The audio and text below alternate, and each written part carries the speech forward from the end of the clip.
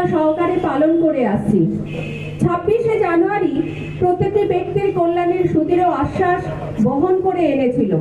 প্রজাতন্ত্র দিবসের পূর্ণ বাসরে যে সংবিধান চালু হয় তাতে রয়েছে প্রত্যেকটি ব্যক্তির কল্যাণের সুদৃঢ় আশ্বাস, প্রতিটি ভারতবাসীর সামাজিক, রাজনৈতিক, অর্থনৈতিক, সাংস্কৃতিক এবং আধ্যাত্মিক বিকাশের সোচ্চার প্রতিশ্রুতি।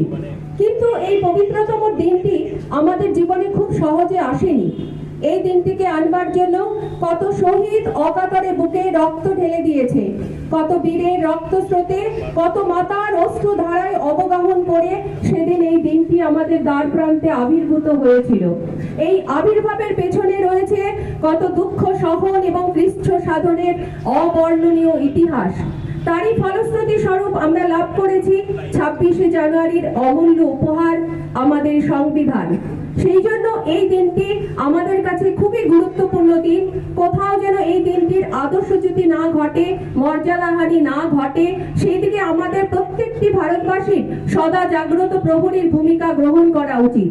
আর এই কথাই স্মরণ করিয়ে দিতে প্রত্যেক বছর এই দিনটি ফিরে ফিরে আসে।